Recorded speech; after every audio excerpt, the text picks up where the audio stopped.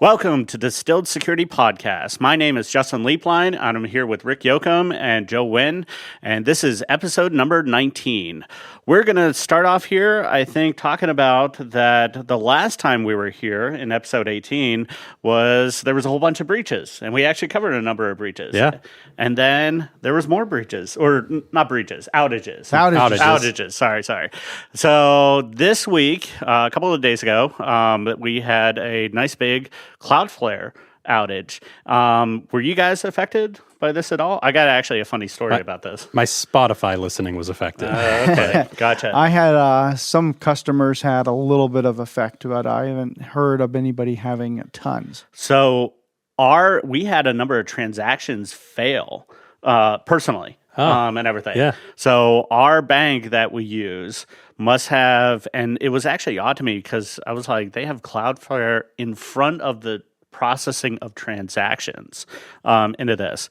So we had a number of, you know how Amazon is a little bit delayed when they actually process your transaction? We had a number of failures come across, and then Jen went to a coffee shop and tried to get coffee and like a croissant or something like that, and it wouldn't go through. Oh, their point of sale system was down. Well, it was our bank that was down. Theirs was still working. Got it. And I thought that was an interesting aspect to that. Like once Cloudflare was back up, it was like, yep, everything's good to go with that. But yeah, so Cloudflare is basically everywhere, even the places you would not expect it to Right. be. Well, they say that it's covering 20% of all websites and operates data centers in 330 cities across 13,000 networks. I think I saw ChatGPT's underpinned by it. ChatGPT, wasn't there some Microsoft services? Yeah. There was a ton of stuff, into that. And I've actually personally recommended Cloudflare a ton of times in and around PCI. Oh, yeah. For one of their new content security policy requirements. They have basically a page shield that you just launch it up and you're good to go, with it, with some configuration, obviously. But it's way easier than configuring content security policy specifically for your web servers and trying to roll it out and administer it and all that stuff. So, yeah, that's one of the solutions I've recommended a ton. And they have a number of other different good use cases. Yeah. So another instance of we're going to record an episode and there's a major cloud. We need content, obviously. Correlation? So, yeah. So we'll just down another service and talk about it next month. What we can do is we'll just publish when we're going to record, and that week everybody can be on high alert. Yeah, for the right. next thing. Or take ready vacation. to exercise their BCP, Yeah, Right. Yeah. So what was the? So what were you guys finding? It was a latent bug due to a file that got really big. DNS? No. Yeah, DNS. Right. It was not DNS. Even though everybody guessed that to start with. Yeah, so apparently they had some type of source file that they loaded in for threats and everything. I don't know if it was like a kind of a blacklist or something like that, all the bad sites and everything. It apparently grew to a point where when the application loaded it in, it caused a fault. So whatever memory that it had allocated to load that in, it wasn't enough, and it caused a fault into the application, and it crashed, into that. So it was a bug, and it wasn't a cyber attack. In fact, I find it very interesting that every time one of these outages happen, the first line is it was a bug, and the second line is this was not a cyber attack. Right. Which is good. Mm-hmm. Yeah, and obviously it was most bugs are always, things that nobody has ever considered before, but this was something that they could have wrote tests in, but nobody thought it would grow to a point or knew the limits of the software to, put limits onto that. So I thought that was interesting. Yeah, it'd be interesting if it was indeed like an index of threats or something like that. Oh, I never thought there could be so many threats on the internet. Right. So I never expected the file to get so big. I wonder if we look at the file, if the threat of it growing too big is in the file. Right. So, well, whenever this happens, first, thing that comes to mind is third-party impacts, supply chain impacts. This was another part of your supply chain. I was reading a couple different takeaways from different folks' recommendations, and one is, you got to really, once again, I think we're saying the same sentence every time here. Yeah. Look at how much reliance you have on these critical internet infrastructure providers. make sure you have a fallback plan, mitigation plan.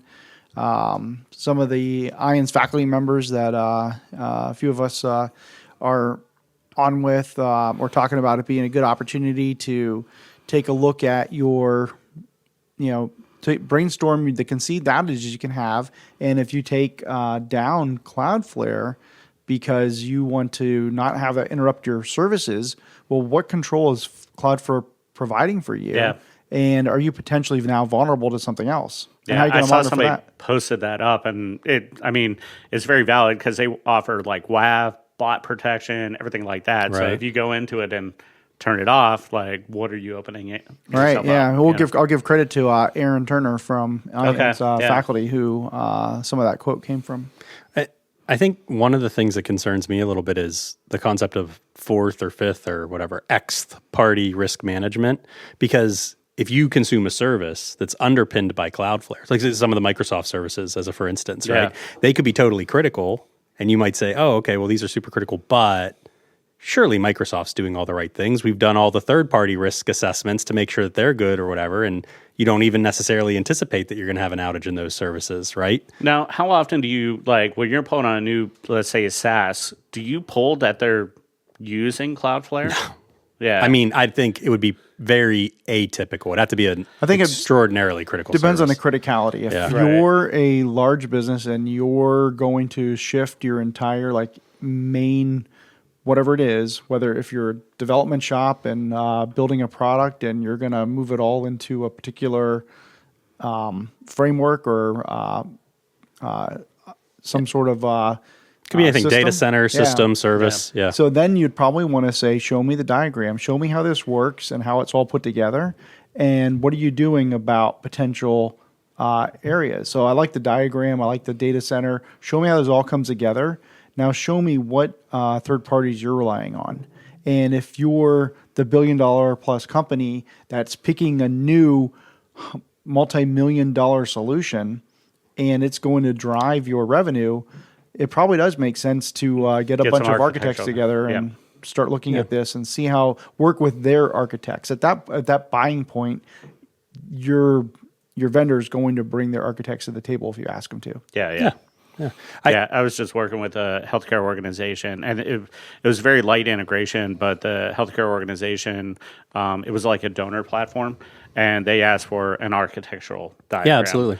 Mainly to the point of what are the points of integration between the app and obviously the healthcare organization. So are we sending out batch files or, for our donors? Are we sending it, live feed, whatever it is, with that, but it's not common. No. Like if you're digesting and you're asking, like, do you support SSO and figuring out identity management, and then send them a questionnaire and say, I assume you got all the stuff, and how many nines are you guaranteeing? That's what I was gonna say. And pragmatically, there's two things that, I think it's all good stuff to do.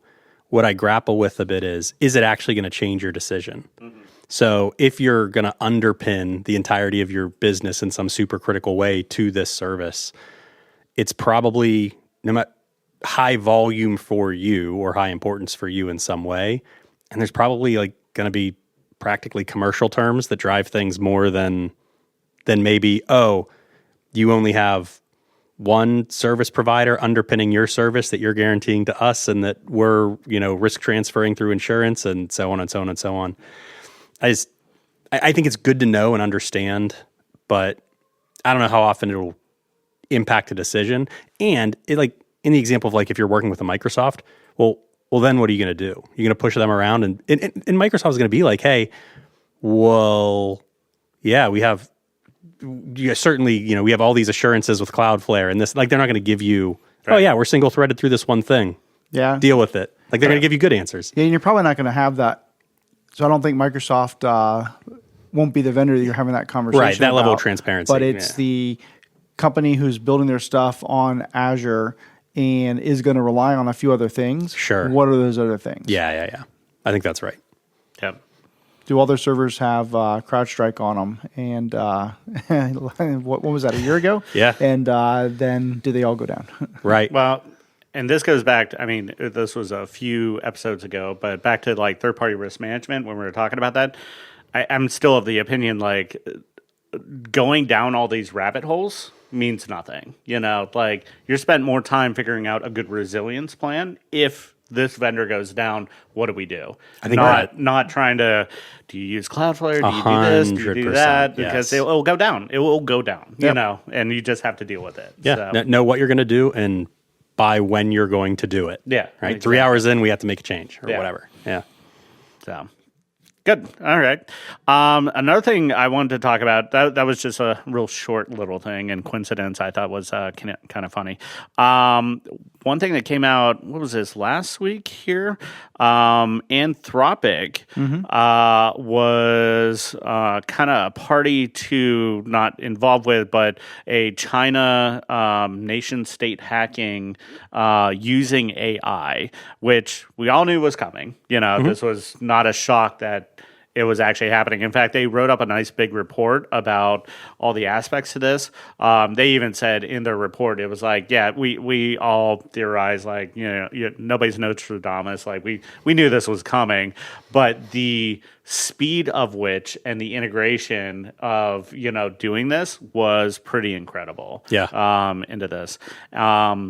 Did you guys read that report? Oh, yeah. Yeah. I loved it. And first and foremost, I super applaud the transparency of it. Yeah. Oh, right. Yeah, I think more and more, a little bit off topic, more and more, if you're doing a breach right, I mean, technically this wasn't really a breach. It was a misuse of services, into that. But being transparent into that, I think, is going to give you more graces, at least in the security community, where we're all looking at it and saying, what was the cause? What was the weaknesses? Tell us, the issue with that, I think, is better formula, for regaining trust, into the consumer. Like, I still... And maybe it happened like Change Healthcare last year. I still don't know what root cause is with that. Have they shared that? Maybe I haven't paid attention. I didn't see anything transparent about like this.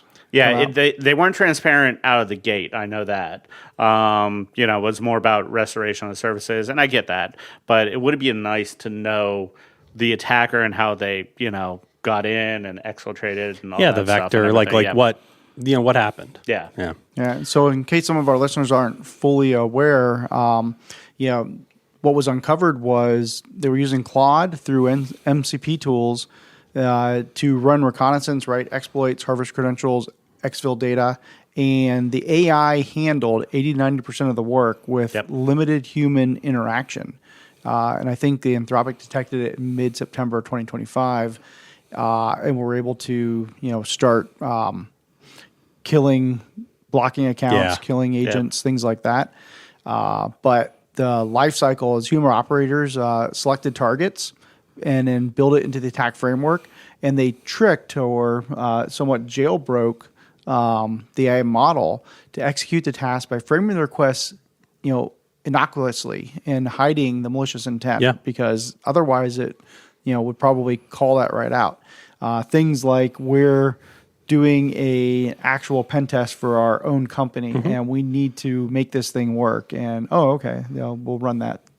We'll run that this time. Another technique they used was the granularity of the requests themselves, right? So instead of, hey, run, this suite of attacks all at once, which is going to be flagged as bad, it'd be like, hey, do this specific thing, and then a different agent do this specific thing, and then a different agent do this specific thing, and an orchestration agent to chain it all together. And so each little thing doesn't look particularly suspicious, but chained together, it's an attack path. Yeah. In fact, it was really interesting. If you look at the report, we'll have the report in the show notes. That's a good here. idea. They basically there was 5 main phases: discovery, vulnerability analysis, exploit development, exploit delivery, and post exploitation. The only place that a human was involved is right at the beginning. They gave targets, into that. And right in the middle, after exploit development, they reviewed it and approved the exploitation. So everything else, from scanning the environment, enumerating the services, identifying vulnerabilities, researching exploitation, authors custom payloads, develop a custom exploit chain.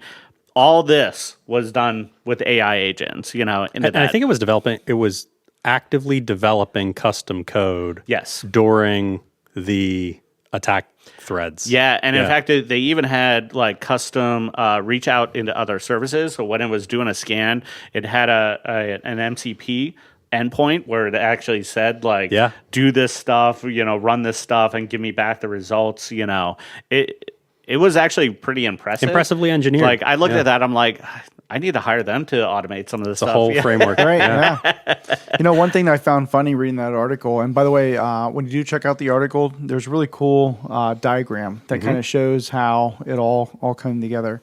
But one of the funny things was Claude didn't work perfectly. Occasionally, it hallucinated credentials and claimed to have extracted secret information that was, in fact, just publicly available. Yeah. And so, even the bad guys will have problems with hallucinations when they're trying to use these tools. Yeah. I can't stop being entertained by that specific fact. Yeah. Like the hallucinations of the credentials. And I can just see, because I think the bad guys then tried to exploit it, and it took them a while to troubleshoot what was going on. Right. So shouldn't have taken that long if they're getting an error back. Well, but I suppose we don't know a lot about how this was perpetrated, but I could imagine perpetrators that were so invested into building that framework out and levering that framework against multiple clients. You'd want to fix that bug midstream potentially, because if you have dozens of downstream clients, potentially, you'd want to know what was going on. Why is it reporting success when there's failures? I think the people that built this were clearly engineers. I imagine they'd attack the engineering problem. Yeah. I mean, this is a common problem with AI, with the actual data, and then hallucinating that data or manipulating that, because they probably got back credentials, but then when they're going to use it, thought that they pulled it somewhere else, or thought something else was right. I mean, were we caught? Yeah. Did the victim start changing credentials already? Yeah. Because that's a pretty static thing. If they have credentials, that shouldn't modify, into that. So yeah, that's an AI thing. Because who was that? Yeah. I was talking to you the other day on I'm never going to ask AI to manipulate data for me. I'm going to ask AI to create a Python script to manipulate data for me. Yeah. Because I don't trust AI to actually do the manipulation right, but I can trust it to write a script for me to do some type of manipulation, and I know that will be right, with some testing, obviously. I love that example so much, because I've said a billion times in the past month or two, AI is an intern, but you're responsible for how you task the intern. And if you task the intern with manually changing thousands of records in a certain way, there's probably going to be some error. If you task the intern with writing a script to change those records in a way that you want and expect, it's probably going to be right. Yeah. Yeah, well, I like how this whole thing is we're shifting a little bit to using it for bad, for maybe using it for good. And so, why can these systems be manipulated to do this? Should we not stop it? Or can we figure out how we can actually use these systems to be on the cyber defense side and do very similar things? Yeah, I mean, I'm pretty confident the AI stuff is going to benefit offense and defense, I guess, in different ways, but ultimately evenly, right? So offense can do a whole bunch of different innovative things, masquerade as people, chain attacks together in novel ways. On a defensive side, well, if you can do a better, smarter, quicker, more context-aware methods of patching or alerting, there's pulling out anomalies. Yeah, exactly that. I mean, you can lever that for good. I think the fear that I have in that space is the enterprise organizations that can leverage AI for defense. They're probably mid to big. The small organizations, what are they going to do? I mean, maybe they have some tools. Maybe the tools that they already purchased start to get AI embedded in ways that automatically acts on their behalf. But I actually think there's the asymmetry isn't in the ways that attack or defense can use AI. It's in the people that will have access to the AI, because the attackers will just attack everyone with it, right? That's shotgun approach. It's try every car in the lot to see whose doors are open. Some of those organizations are going to be small organizations that can't afford the AI defenses that are now maybe, or it could be necessary. highly targeted, or targeted into an industry or something like that. But it's going to be both, right? There's going to be Yeah. attacks that are highly targeted, and there's going to be attacks that aren't. And I think the AI attacks that are not highly targeted are going to disproportionately impact the smaller organizations that can't afford AI defenses.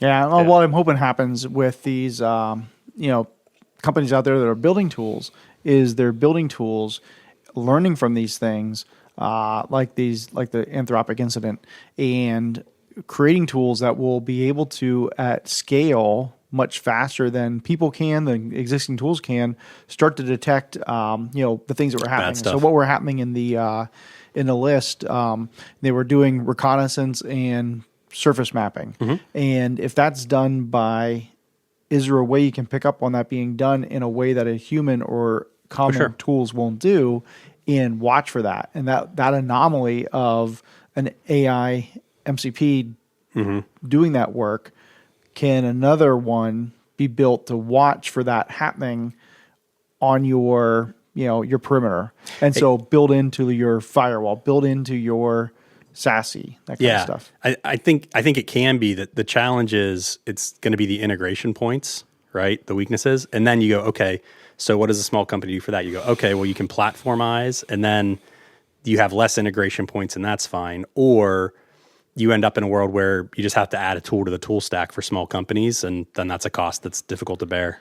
Yeah, but I don't think like the way they're doing it, they're calling other tools to perform those tasks. So in that example where they're doing discovery, they're calling Nmap or whatever it is, to actually do the profiling. So it looked like Nmap scanning you, or any other scanning tool for that matter. Well, that's a good point. The fundamentals remain the same. It's just happening at speed, and it can start to happen at scale that might not have been as easy before. Chaining the decisions, into that. All the individual tools are, like you look at that, that's the P-test methodology, and all that stuff. Like that, what they were doing was nothing new, from a human pen tester. But what might be unique there is that they went from doing an Nmap scan to leveraging the results of that on the same device to doing something else in a way that, like our normal pen testers are not going from this step to this step to this step so rapidly. Exactly. And that might be the anomaly. Or going from victim to victim to victim so rapidly, right? Because they both exist. Right. Now, how do you pick up that? And you probably have to have the same MSSP who's being able to see this happening at multiple places at once. Yeah, but the internet is constantly being scanned all the time. So, I mean, it's just going to be picking up, those vulnerabilities still. So, how good is your vulnerability management discovery? Because they were doing like common vulnerabilities, like I forget what it was, and everything. But they were just normal vulnerabilities. Oh, SSRF vulnerabilities. Yeah, I just think we might have lived in a world where small organizations, it was easier for them to get away with flaws. Not that they should, right? But if they were a small fish, right? It's to me, it's the equivalent of you used to live in an okay neighborhood, and maybe you should have always locked your doors, but sometimes you didn't, and that was usually okay for you. And now the neighborhood's getting way worse, and you might still forget to lock your doors, and you're probably going to have a worse time of it. Yeah.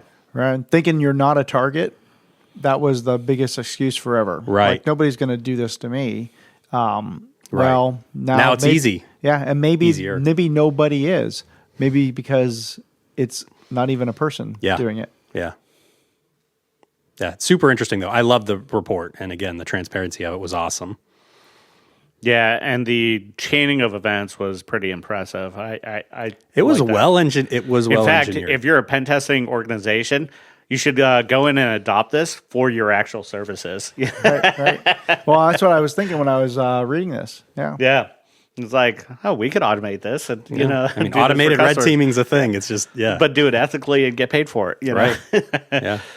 Then you do the $1,000 pen test. report, out Right. there. Yeah. Well, I would use a Pisky to automate my reports. So. Yeah. But I'm talking about all those vendors out there that's like $1,000 a pen test, Oh, right. Yeah. Yeah. It's like, now you could technically do that because AI is doing everything. Right. Right. Have it do the whole thing. But So what's is there anything to do out of this? I don't think so. I mean, I think if you're an enterprise and you're not actively looking at utilizing AI to bolster the speed at which you can defend against things, or at a minimum to detect, because there might just be operational realities with the patch cycles that you have that you can't, even if you know about things faster, you can't patch any faster. But anomaly detection and response to that, if you have the capabilities to go after that, you should start going after that. Yeah, that's a good thing. One thing that we didn't really talk about, and I think one reason why they went to Anthropic is, do you really think the skill set is there to kind of roll their own process, their LLM and integrations into that? While you can do that, it's more difficult, That's a great. So is the skill set there for, I obviously, nation states, they can get it. If they don't have it, they can pay for it, But it's interesting this was a nation state and they didn't. They didn't. Yeah, they're using a third party to do that. So maybe that's not there yet, which is actually beneficial because you have third parties that can close it down quickly, into there. If they had their own infrastructure, that would be a lot harder to actually close the door on, into that. Yeah, you start whitelisting parts of the internet. I mean, what do you do? Yeah, get signatures out there, do some kill chain, type stuff. Like any other attack and exploit. Yeah.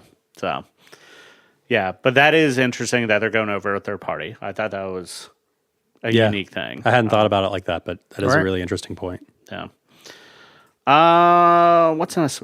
Well, I think this kind of leads right into another topic we had, which is a little bit about applications and AI via MCPs, Model Context Protocol. What is that, Justin?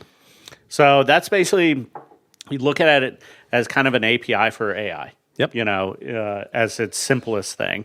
It's basically a way to offer, it's in the middle letter context, into AI to pull on various different services and to actually execute tasks if you allow it from a permission base. But typically against applications, right? So this is so Other AI agents can applications. talk to apps without scraping screens and stuff. Exactly. So, all the popular applications out there, Jira, does AWS, I'm sure they have some, things. And there's a whole bunch that have like context only. So there's a bunch of like frameworks or things of that nature that they just put out like read only, like an easy way to digest their docs for AI. Right. So we use a bunch of that within like VS Code because, if In you're a looking Pisky? at in a Pisky, Okay. yeah. Where you're pulling off, your back-end services and like, here's how the back-end API is actually designed. Now use this as a reference when you're designing calls and API calls, from the client side. So it adds a lot more stuff, but it's not limited to that. You can actually, put it to actually perform tasks. So if you put various tasks like, I think I mentioned before, we use Linear as our ticketing system for development.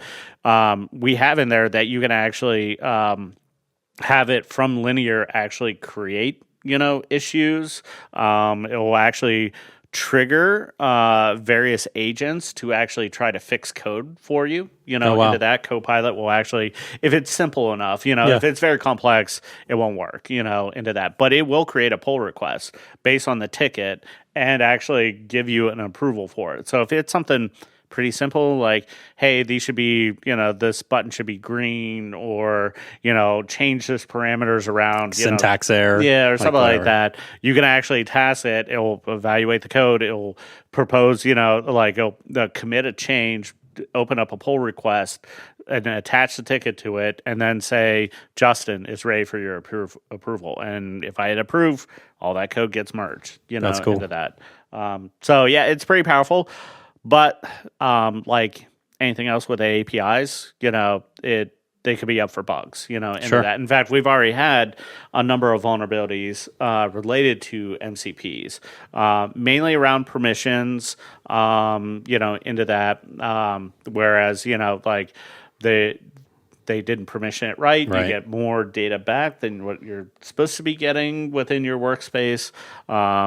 Things of that nature. We've actually explored a little bit about opening up an MCP for a PSKey, into this. We're being a little bit careful about it, but, so that you can actually query, and hook in. You can't put it in the workspace right now. You got to be big enough, Sure. it, but to put a connector, but you can put kind of a dev connector into it, and then you can ask it, straight from like a chat GPT, to do stuff for you, Right. So in theory, if I had an enterprise instance of ChatGPT or Copilot or whatever, like native within Teams, and that integration set up, I could call the command or slash a PSKey or whatever it is to invoke the agent to go talk to the model context protocol. Like the issues back, Yeah. and then evaluate maybe next steps if that's what your task, or it could even, if we, once we get it in there, it could create tasks for you or issues or something along that line. So I think that'd be pretty helpful, and then natively integrate with, like the NCP. The nice thing about it is it's an open protocol, into that set. So Claude can use it, OpenAI can use it. Anybody can really use it as a digestion and or execution point from AI. So now I'm thinking like third-party management. Hey, update this vendor questionnaire that I've received based on the most recent instance of my control testing. Yep. Yeah, Exactly. that kind of stuff. Yeah. Fantastic. Yeah, because with the MCP, I mean, really, you're just turning your LMM into an operator, and you're giving it access to be able to run all these various things, read, write, if that's the kind of permissions you give it.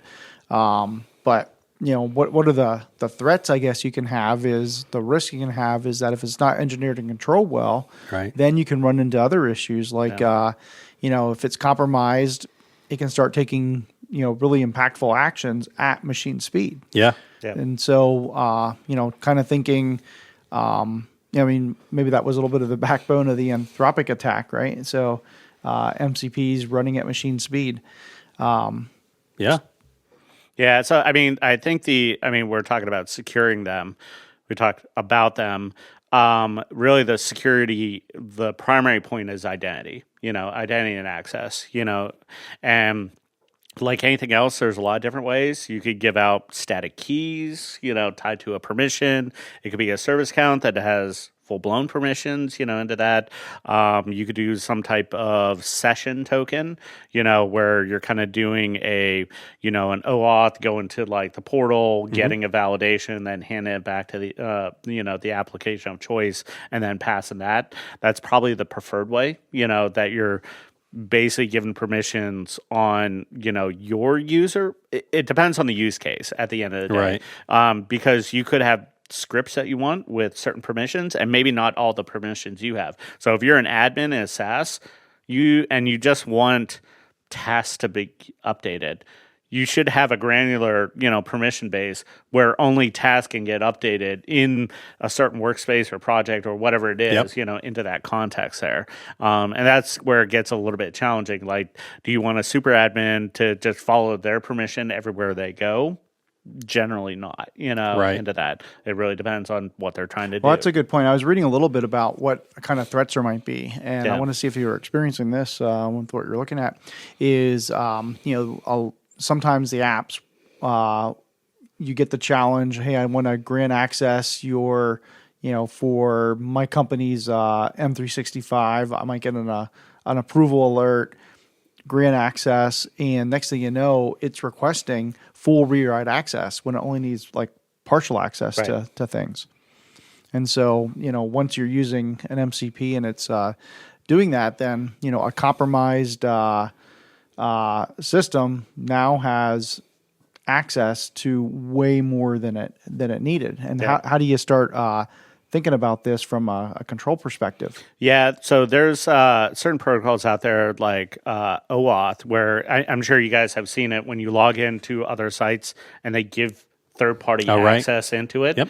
You actually have control of what you're giving if they design it right, you know, because there's a certain necessity. Like we need this data no matter what, you know, and then there's certain options. Is that like login with Google? Yes. Log in with your Facebook? Exactly. Yeah.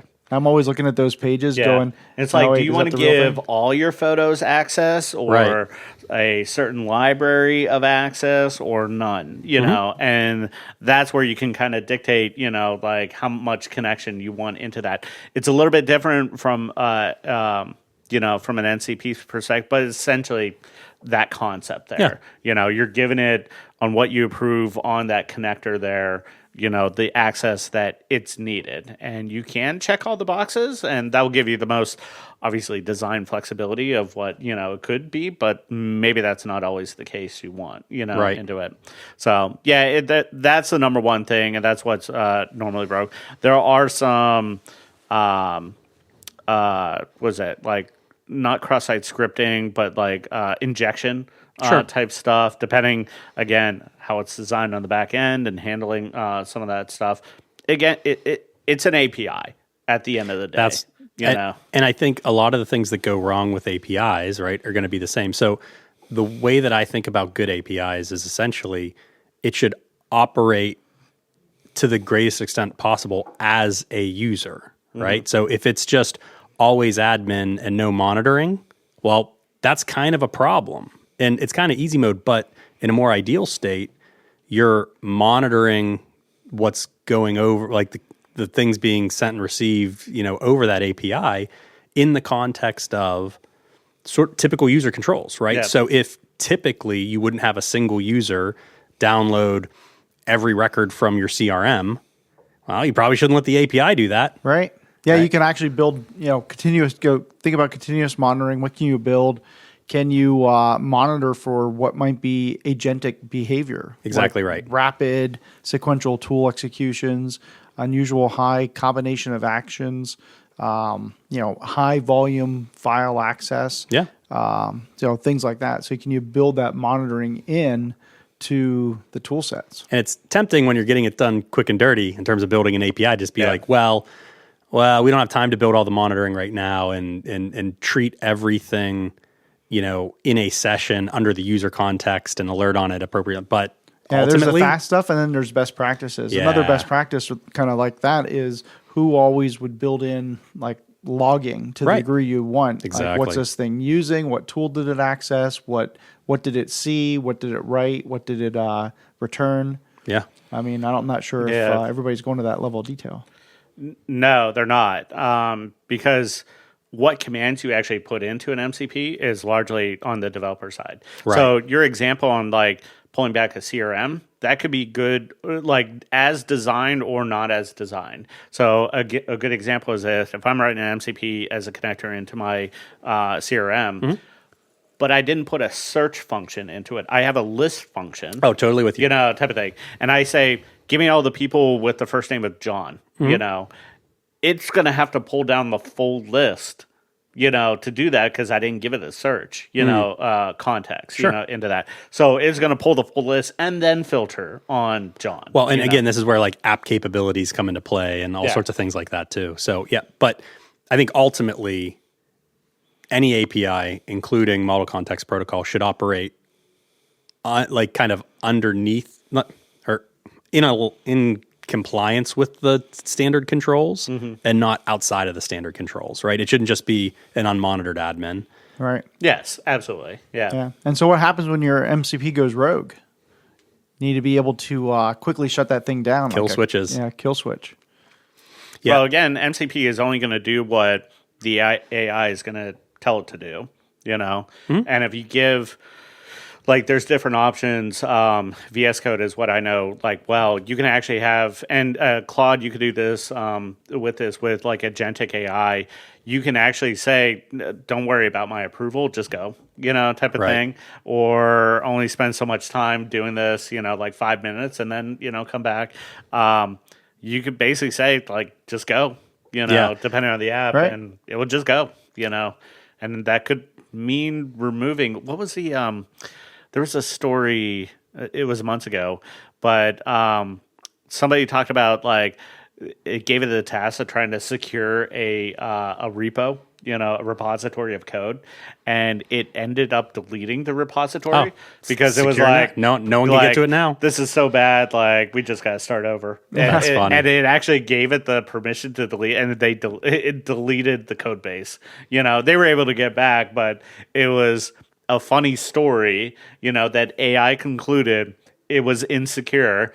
And the best way to proceed was to just delete the code. Right. Yeah. You can't hack if it's not available. Right. And that was through an MCP. It wouldn't be able to do that without that access into that code base, into there. But like governance around all this stuff is critical. And I wonder if, to your point, like a kill switch on an MCP is in some ways also as valid as a kill switch on an agent. Because you're right, it'll only do what the agent's saying. But like I start to think through weird future scenarios, like, we remember ARP storms, right? Well, what if there's an agent storm?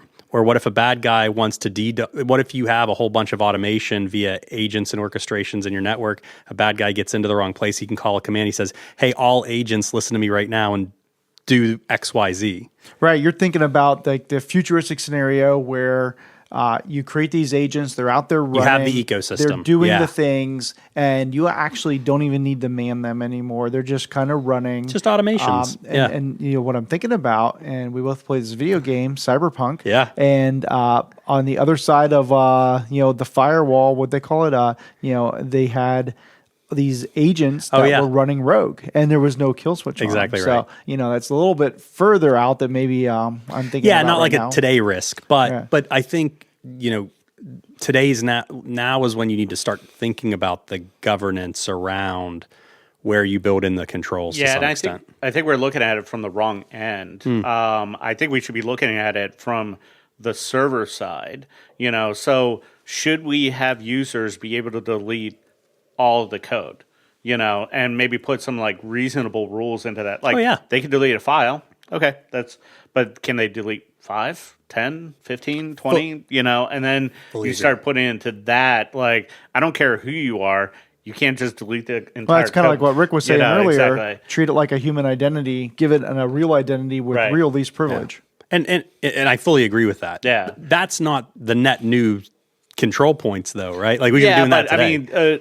Killing the agents, the bad things already happened. You're killing that agent because it's already gone rogue and bad and all that stuff, type of thing. Yeah, is there a way to reach in and just give it a command that makes it just stop? Because pause, right. Or I'm saying like limit what the agents can do no matter what. Like, you give it permission to say, yes, you can delete a task, you can add a task, but you can't add 100 in a minute, or delete all of the base, That's fine, but then I'll just make 100 agents that can delete one at a time. And again, like there's other background issues that allow me to do that need to be addressed, obviously. But I think these are some of the in such an unknown world in terms of how these ecosystems are going to evolve. Yeah, like, I don't know if it's not going to take a gazillion more hours of dev time or thought.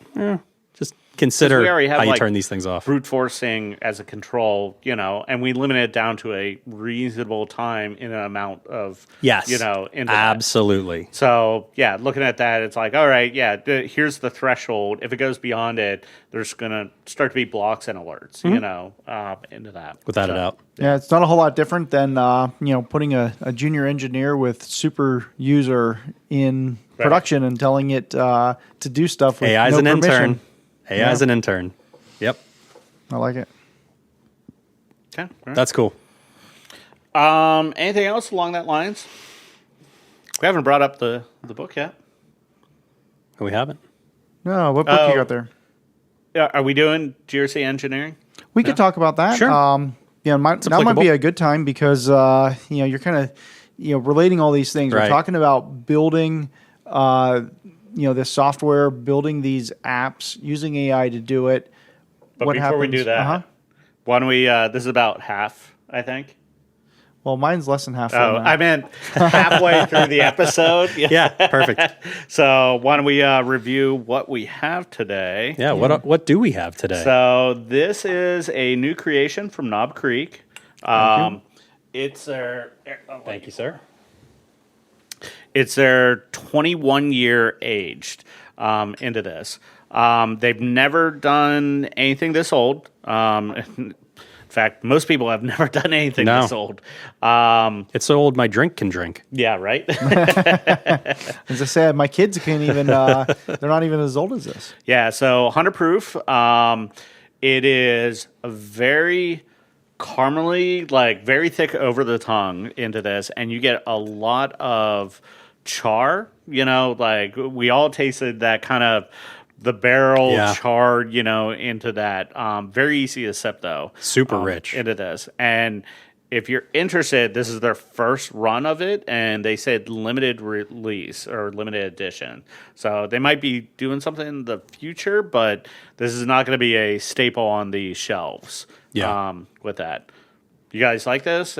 I do like it. I think you probably need to like a heavy char to like it. Yeah. If that's not your thing. What I find about it is, and I don't mind the heavy char, but I also, with it being, 100 proof, it's not running hot like I would expect. So it's a little bit more smooth. Usually I'd want to throw a piece of ice or something in it, open it up, but it's doesn't need that. Yeah, I agree. 20 years in a barrel. One of the things that maybe the audience doesn't know, so there's evaporation always that happens within the barrel, and it's significant. People will probably correct me on it. It's like 3 to 5% every single year, and it adds up into that. So what do they call that? The angels? That's the angel share that goes up into that, and they call the devil share the ones that go into the barrel. Devil cut, yeah. Yeah, and it was Jim Beam has tried to extract it out of the wood and made a drink. It's not that good into that, but that's where the influence of Angel's Envy kind of came about. Was the angel share and all that stuff. But yeah, so there's an evaporation out of the barrel because they're not 100% tight, into that. And when, so as a comparison, I heard this from Buffalo Trace, they're typically 50-gallon barrels. If after 20 years, you're left with about 8 gallons. Yeah, into that. The internet told me very quickly that it's 3 to 5% in the first year, and then as the barrel saturates and a little less oxygen goes through, it's 1 to 5%. 1 to 5%. But if it's a volatile environment like the tropics, it can get almost double digits. But it's usually between 1 to 5 in subsequent years. Yeah, and I also think it depends on where it's stored, also where it's at within the rickhouse and everything. So if it's up in the rafters where the sun and all the heat kind of rises, you're going to get more volatility, especially in the summer into that. So, yeah, it turns into... but a couple percent a year for 21 years, that's... right. Compound interest adds up. Yeah, exactly. If you know your math, 1% isn't just 1% every year. It's 1% on the remaining volume, into that. Yeah. So it gets bigger and bigger, that's taken out. But, and at the end of the day, it's just more expensive from the consumer. I think this runs in the PA state store $250. Okay. So not insanely crazy, but not an everyday drink, obviously. Yeah. So if I'm not getting hallucinations here, 5% is about 2.6 gallons per year. And I said over 21 years, how much would that be at... Did you ask AI to do this? Yeah. So as ChatGPT is not hallucinating here, if you're losing 3%, you're about 25 of that 53 gallon gone. Yeah, about and half. If it's 5%, you're losing 35 gallons of that 53 gallons. It's a lot of product. So you're basically half the barrel is gone. Yeah. And one thing that's not well known is in Kentucky, you pay a tax every year on the product you hold in the barrel. Yep. And I think you can write it off, on your losses, into that. But they have to cut checks to the government on the volume that they hold every single year. Yeah. Which is kind of crazy to me. Now, does it go down every year because they have less and less in the I barrel? think they can write off that it's a loss. Production losses. Yeah, exactly. Like a depreciation, I guess. It's like, hey, we lost this, into that. So, but yeah, they pay taxes. And yeah, that's kind of crazy to me that they're not making money. They're not selling anything. They're just holding an asset, and they get taxed on that asset, into that. Yeah. Anyways. Nah, good stuff. Yeah, cheers, guys. Thank you.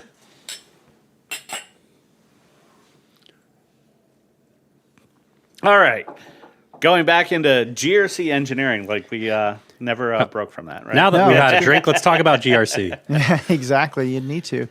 You need to talk about GRC when you're drinking, or you need to drink when you're talking about GRC? Yes. Okay. Yeah.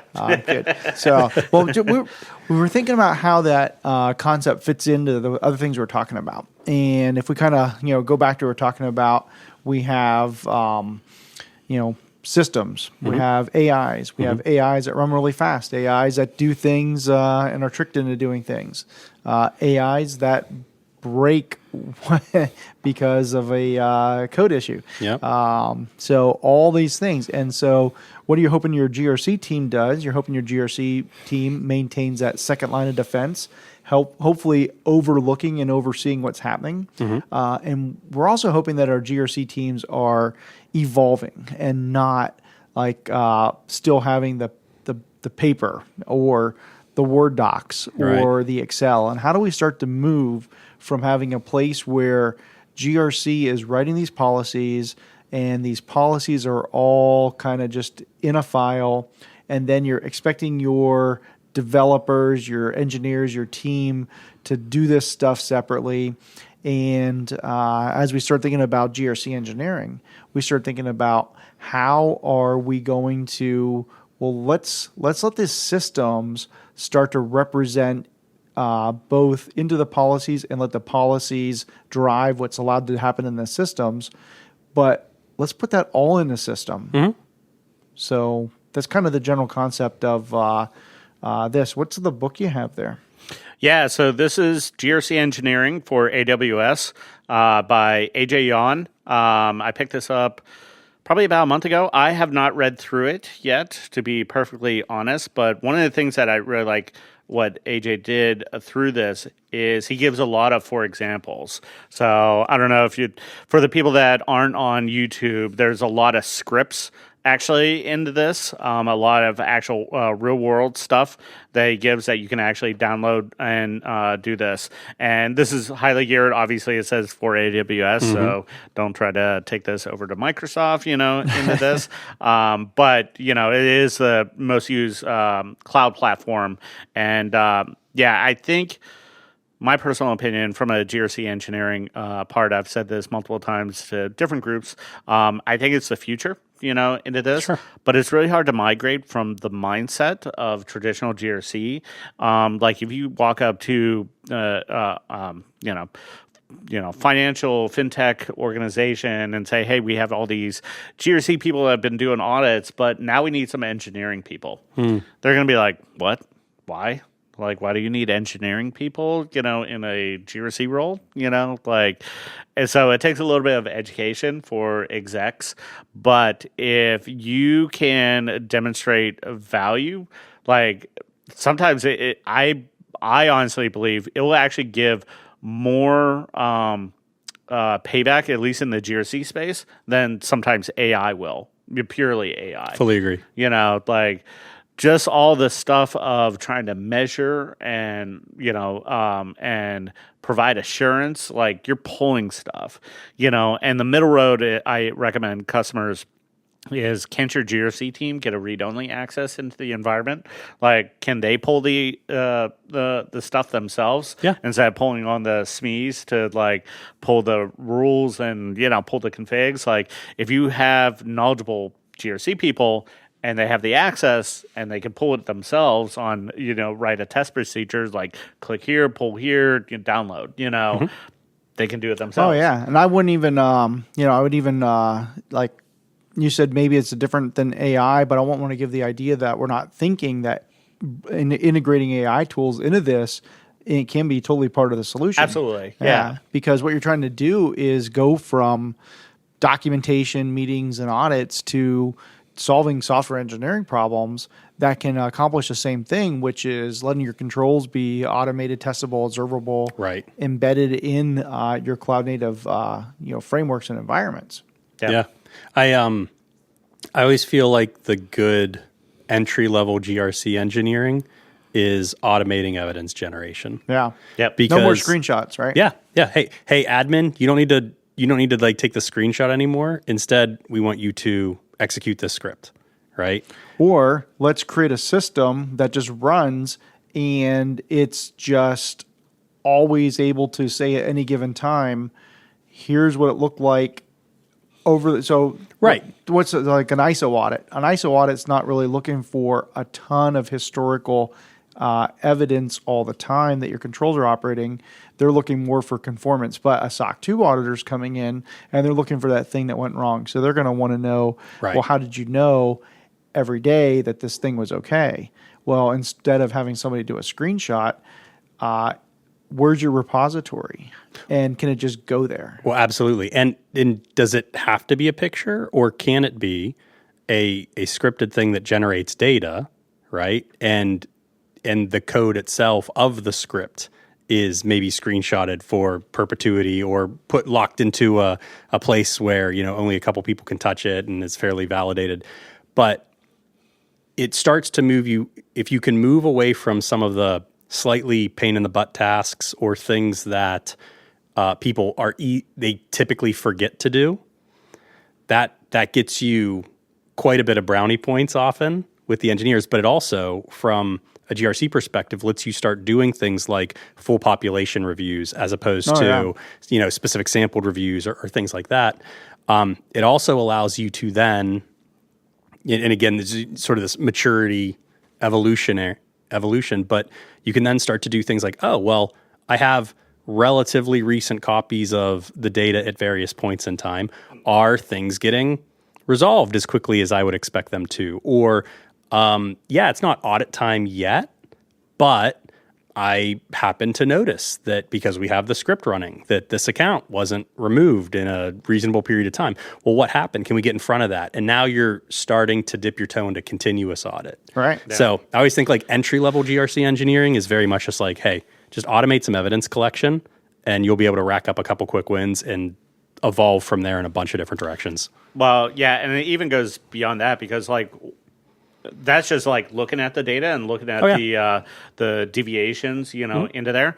You can also put solid guardrails to say when you see the setting as this, no, flip it back. Absolutely. And then now you're controlling the environment to say control as code. With that. So with Terraform or with a lot of the controls within native cloud platforms, you can actually build a template to say, here's how we're rolling out, different instances, and here's our never change, and here's maybe some flexibility, into that and alert only, type of things.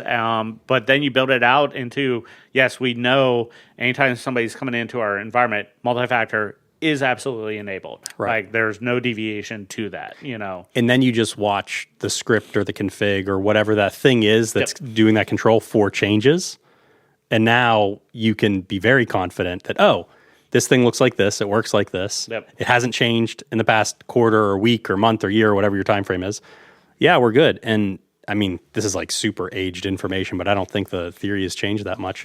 Most big audit organizations, external audit firms that I know, and so typically I would bounce my frequency testing off this, is like, if it's an automated control, I mean, if it's important, you can test it every year if you want, but if you don't even necessarily need to, you can look at it every 3 years if you want.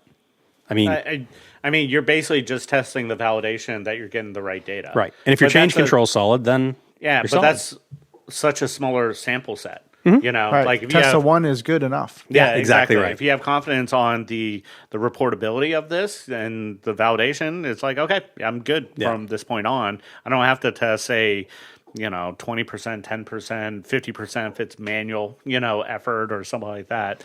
So if your change control is effective, then then it you becomes, can rely on. Yeah, your access and change control becomes much more critical when you start relying on automated elements like that. Yeah. Because you just then have to evidence it and make that bulletproof. Yeah, and once you get past, I mean, obviously it's a big lift at the beginning once you start down the automation, GRC path, into that. But once you get to a happy place, like the amount of findings you head off is it's basically turns into a onesie twosie problem instead of all over the place. And external audits can get a lot easier. Right, 100%. I've had some discussions where internal or external audit teams, but that are operating at layer 3, look at the programs that have been set up when I'm managing layer 2, and they go, well, let's talk about our reliance and reperformance strategy, because we're confident enough in the program that you've built that we don't feel like we're not going to get a ton of value spending a ton of time here. Like we'll look.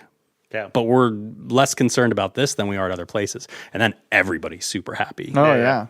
Yeah, it goes from, not annual compliance, but you really just have continuous compliance. Yeah. There's no quick, fire drill to do all the audit prep, get ready, make sure everything's good, because it just gets good and stays good. Yeah. And that's just a validation of design, because for practical purposes, your execution's solid. I call it my GRC nirvana. After that, you're staring at a dashboard, just making sure it's always green. Yeah, right. And now, do you even need to look at it? You can just train your MCP to just look at it and then text you when it's not. Yeah, green. Exactly. Or you get alerts and everything. But that's essentially what you're doing. You go into monitoring mode, and that's not always the case. I mean, there's changes in the environment, new products, new things are getting integrated, rules you have to be adjusted to accommodate, new situations. But your business as usual is so. Oh yeah, absolutely. So. I guess, we all know the benefits to it. How do you get there? Oh, I was hoping you'd ask that. Yeah. Because I was starting to think about, what do we need to start training the next generation of GRC people or the current ones? It's really like they need cloud skills. They need engineering skills. Honestly, Scripting. I mean, all you need to do is start taking some sysadmins and put them into GRC. Yeah. That's... So you're solving it differently than I was saying, yeah. Yeah, I mean, sysadmins, they want to script everything already, into that. So you take people with native skill of cloud and, permissions. I did this years ago, pre-cloud. There's some tools that you can actually do the same thing for on-prem, like Chef, Puppet, Ansible, if you're familiar with that. We actually did within our environment, within gift cards, we put Ansible controls in and around all the PCI controls and tested it, and it would actually force the controls back if it changed. Yeah. And we were able to run this and then evidence it to the auditors. So we're basically GRC engineering before that was even a term, we didn't call it GRC engineering, but we're engineering basically all the controls within our environment and made it so that they're all audible within a second of a script running. So 5 years ago, you ever would have said to a sysadmin, well, let's look at your career path. Next in line for you is the GRC team. Right. that would have never been. But now, actually, move from the first line of defense to the second line of defense. Yeah. Start engineering some of the things that the GRC teams are doing. So now I'm having a different vision of how you get there. And it may not be take the current GRC people who've been out there learning, understanding, getting more involved. So I'm creating a career map path here in my mind. Take those people who've been learning the hard way, what it means to talk and educate the business leaders on business risk. They're going to get promoted. They might be the next chief risk officers, the next CISOs, and that's their path. And then as you start to look to backfill those people, now we go with what you said, Justin, which is start looking at sysadmins, show them that there's a much more valuable place where they could be positioned in the organization, where they could start to move from having to, how many GRC people get up at 3 a.m. for a down system? Not too many. But the sysadmins do. So now what's the benefit? It might be you're moving to a more, a different kind of job. Maybe one that, I don't think I'd want an entry-level sysadmin moving into doing the controls as code. I'd want somebody who had a little bit of background, some skills to start moving into that. And that's my first take on it. And that's, I think, in my experience, the quicker path, to get there from a role training perspective. I have met GRC people that have gone on the more technical route, and then done some GRC engineering. They need more training, into that. That doesn't mean they can't get there, but it's definitely a bigger lift into this. I can see it because I kind of started off more as a sysadmin and moved into security. So, I could remember how to script. You can kind of always go back to there. It was so funny. I was with a client and we're going through an audit together. I was representing the client and everything. We had auditors. I won't say who it was from, but they were technically inept. They're like, so what do you use for anti-malware? We're like, well, we use Defender. Is that an anti-malware software? I was like, yes, it is. If the auditor's asking you to tell them yes or no question about the tool, did they move on? I was just shocked they'd never heard of Defender. Right. I'm like, who hasn't heard of Defender? Yeah, I used to play that video game 20 years ago. It was one of those things like, wow, you definitely don't have any technical skills. Yeah, not even close. Well, so I've actually implemented some of this at like 3 different places. One was very successful, and to your point, like GRC Nirvana, I felt like we got there, and then like 2 months later they sold the company, and that was disappointing. But the path, and I think you guys described it super well in terms of like the talent path.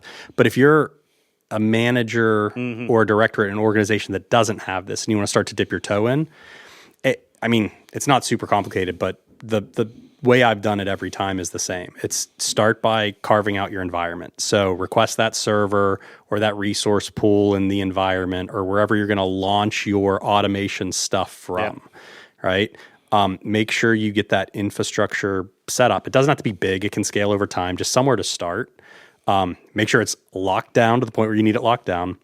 And the path I always took was, and you guys know this about me, but like IAM stuff is super close to my heart. It's also like a giant pain in the rear when, and there's a bunch of kind of conceptually easy controls there that typically have a high volume related to them.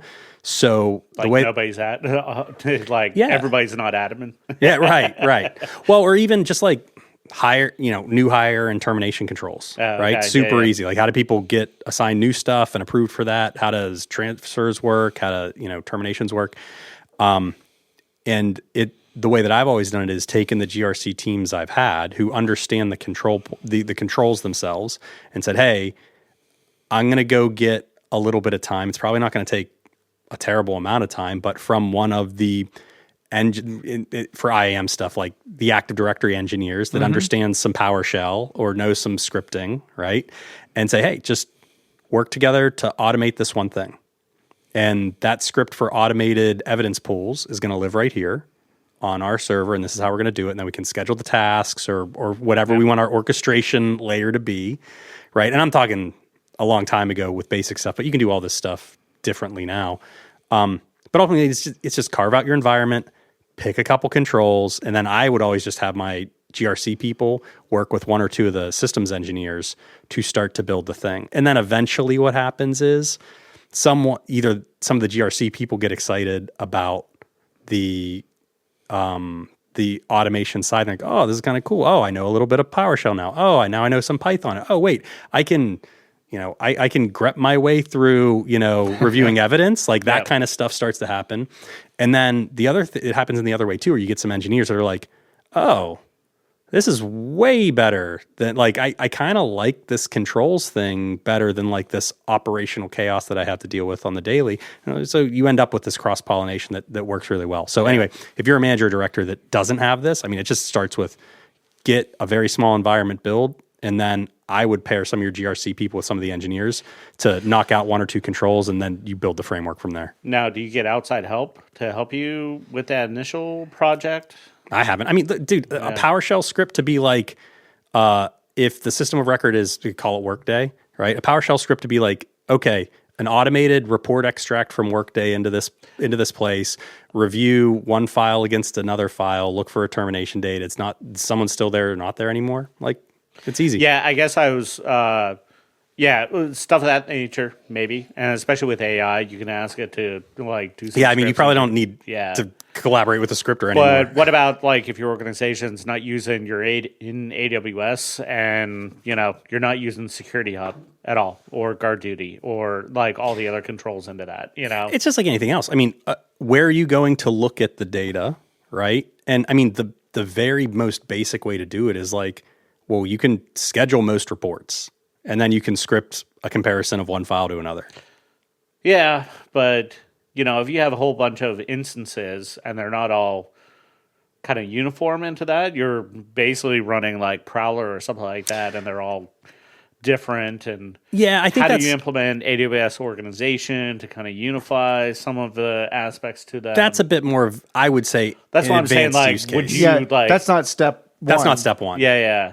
Because I think what happens is you start to do this GRC engineering stuff, and my experience is you end up finding additional reasons to support the simplification and consolidation of the technical environments. And where that's not operationally possible, you just make a call like, hey, this is easier to audit manually than it is to automate. Why would we automate it? Yeah. Now, one of the things, and I'm glad you were talking about like identity and access management and getting deeply into that, reminded me, I in prep for this a little bit, I was looking to see what some of that book's guidance was for GRC engineers. And one of the things that it said was learn AIM deeply. So really get into that. I'll just share a couple of the other items is understanding network segmentation, VPC, subnets, routing, and if it is AWS from that book, learn AWS organizations, control tower, things like that. Understand what CI/CD is and how controls plug into the pipelines. Yeah. So these are skills that I wouldn't say your typical GRC teams, at least a lot of the ones I talk to, typically have. But they're not hard to get those skills. In fact, you can you can actually get, it's almost free, right? You can get a free account on AWS for a while. You can take their training. It's all in there. You start working your way through it. And I think there are some AWS, like they call it a certification. They have certifications. But I've taken 1, 2. Yeah. Oh, do they pay for certifications? Yes, they pay for it. But they also have like their little free, like you get this thing you can put on your LinkedIn. I took this course. I took this little test. Oh, right. I don't know with those, but there are pay for. They have tracks and all that stuff. And right. I was looking for like if you're in a place that's budget constrained and you want to start advancing in this, there's material out there, and it's like no cost. But I would also suggest like just be careful. Don't over-engineer your step one. Like you don't need to have a fully automated CI/CD pipeline to do one easy IAM comparison. And I agree. Yeah, I guess the use case, or at least the driver that when I get asked about it from a client is one of two ways. One, they're dealing with evidence fatigue. Yep, absolutely. Like we have to deal with PCI, HIPAA, whatever it is, and you keep asking us for evidence all year, every year, multiple months because SOC 2 is, in March, and there's 8 different teams asking for it. Yeah, exactly, Yeah. all that stuff. So getting evidence fatigue, into that. But the other way is drift. Yeah, absolutely. into it. So like dealing with drift between the different instances. So this should all be PCI, but somebody launched another thing because we're scaling into another region and it wasn't set up the same. And now there's controls in there that don't match to the control environment that what we're trying to do. So that's where I was talking about, like, maybe the initial project potentially is bringing somebody in, helping you set it up and doing cross-training into the GRC team. So how do we get security hub set up to measure these frameworks and pull the right evidence in? Because it's not 100%. They have built-in frameworks. Oh, yeah. But you have to enable guard duty. Yeah, you have to get in the right instances. Does it map right? All that stuff. And that's where I think a veteran hand somewhere along the lines, instead of a go take a course and figure it out, it depends on the environment and all that stuff. But you can oftentimes get a limited project and get, a week's worth of somebody's time to help you give a proof of concept and says, here's the value now that we have. Well, and I think like most security tools, like, do you just start with prevent and blocking things and changing configs back? Or do you go, let's put it in monitor mode for a minute first? Like, I think the way that I've always seen this done, and it also, I think, exposes a interesting conversation that we may or may not want to get into right now, but it's around, is preventing drift of a specific config really a layer 2 function, or does that actually live in layer 1? And then layer 2 is about monitoring for that drift. Yes. And then what are you building with GRC engineering? Are you building config, controls as code in layer 1, or are you building the monitoring and observability bit in layer 2? Well, I think you end up getting involved too. So if you have a GRC person who used to be line 1, and now they're in the second line, they're going to be probably more successful at going and talking to the person in the first line. Oh, absolutely. To say, hey, this setting here, why should it not always be that? Can we just have something that is always monitoring for that, and when it's not that, make it that, and that way it doesn't change. Exactly. And then now I'm going to work with you, and I'm going to build something that goes onto a dashboard, or creating something that an auditor can look at any given time. We're always audit ready. So the auditor comes in and says, what do you do?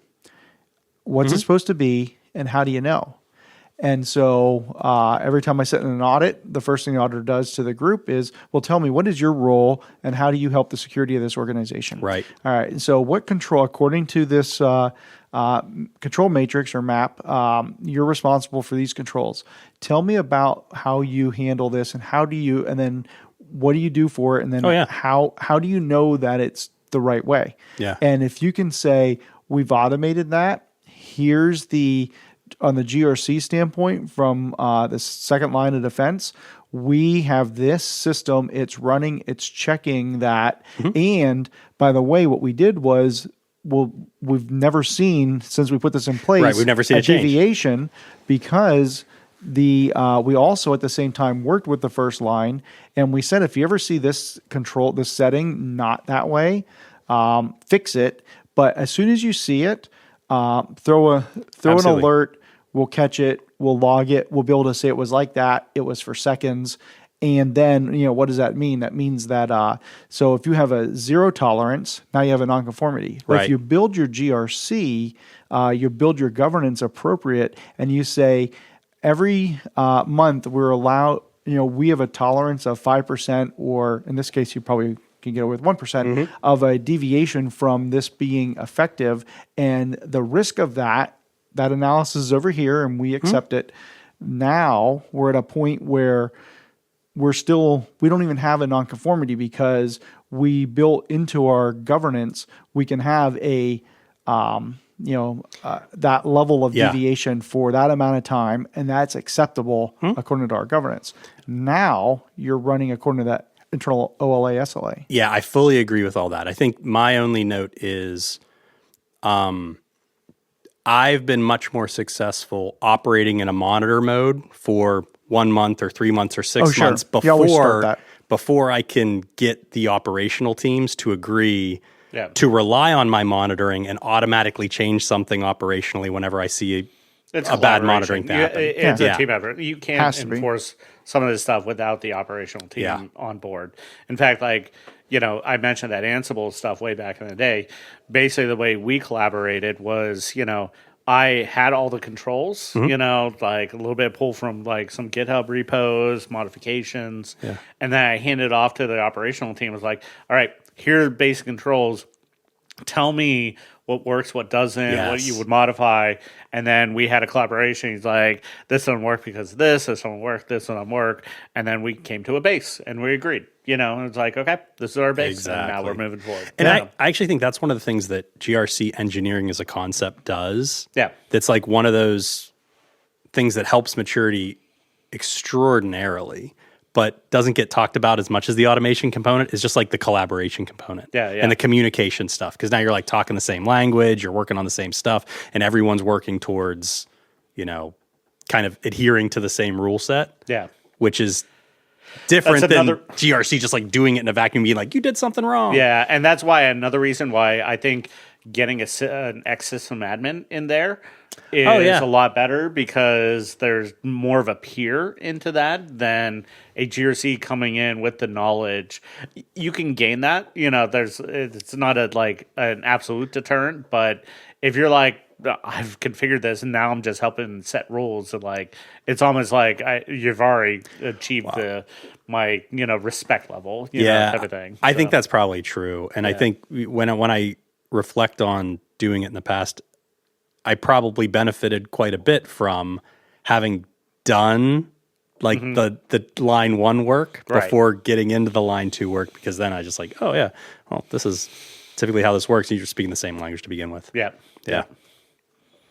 So that's good. So GRC engineering, go do that. Yeah, it's good. I highly recommend. Honestly, think it is the future, and anybody's experienced pain through GRC, which if you have any GRC in your organization, it's pain, into the initial. It's only get better with GRC, with engineering mixed into that. So make a business case, get it up to your execs, get them to buy off on either getting a part-time solution, like you get contract work to help to do that. Joe, doesn't your company do some of that we stuff? We can help with some of that. Yeah. Yeah, and I would even add that, even just like splitting it out to smaller chunks. The first thing you want to do, and going with Rick said, monitor mode. So get some help, monitor some of the controls. If you're what a lot of mature GRC teams have is they understand which controls have a higher list of nonconformities, like fail rate or whatever. Which ones have more risk, or it's controlling more risk. Those controls are more important. Or more attention. Yeah, and you need to put more attention. So start with some of those, put it in monitor mode, and then see how many times that it's failing. So if you can do a small process, a small engagement to build 5 tests of your most critical controls, and after a month, see how many times you've had problems there. Now you can take those things and have a real conversation with the engineering team on the first line and say, look, how do we start to remove some of these? Can you implement some things so that I'm not even going to see this? Right. And there's times where you just go, oh, yeah, you're right. That's a totally normal use case. We need to change this control. Yeah. The way it's written's wrong. Yeah. So, but and that's a lot of times like, AJ Yan was recommending, and I've been in organizations where they didn't implement AWS organization or control tower. And then while I was there, that was a big initiative, and getting their 100 plus, instant AWS instances under one umbrella was a great win, into that. Then you're centralizing a whole bunch of stuff, under that, and able to enforce and measure, into that aspect there. It just builds a ton of efficiencies and confidence. Yeah. Yep, we get that assurance level up. So, I think if you want to look like a hero, if you're in the GRC space and want to look like a hero, definitely push this. You will not only win friends in who you're measuring evidence to, but also to your board and senior management reporting. You'll get more data.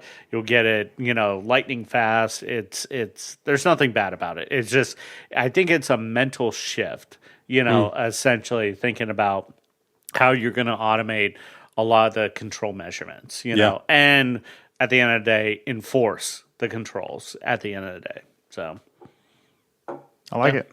Great. Do we have one more topic here? If we have time. We do have time. So unless it's going to take another 45 minutes. We can lightning round it. This could take 45 minutes. We'll be brief. We go over all the things that we have notes on. But I like Rick. You called this our regulatory roundup because you were looking at our list and you saw what?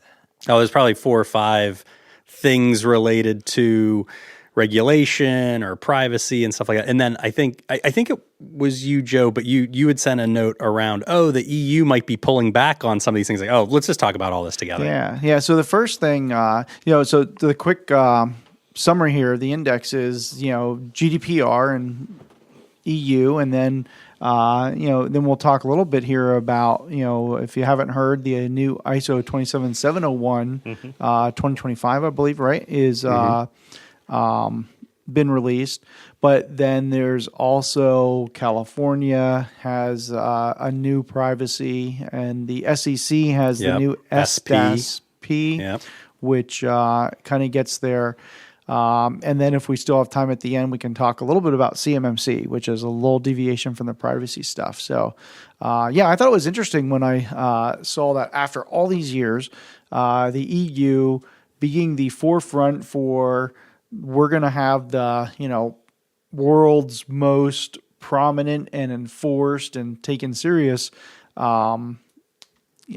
privacy is now talking about scaling back parts of GDPR and the AI Act because some people have some concerns that these strict rules are hurting competitiveness. Yeah, I thought that was really interesting. I mean, I think those regulatory bodies are seen as the gold standard in regulating that kind of stuff. Now, you could argue whether or not it's good or bad or we like it or we don't like it, but as far as robust programs, it is in the world for sure, leading edge. Well, yeah, and I have 2 things with that. One, I thought that this was really interesting seeing this article come out because last week I saw an article that the member countries weren't happy enough that they were putting more strict regulations into that. So they were annoyed that the regulations weren't stricter enough. Yeah, exactly.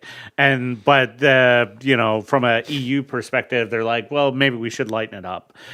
So this is basically doing a conflict that they're going to have to somehow muddle their way through, Well, and there is an interplay here, right? There's the general GDPR regulation, and then member states can enforce stricter things where they wish to do so within they can some rules. Yeah. And I think the big concern here was that what they really want to do is keep Europe from falling behind the US and China in AI capabilities. Right.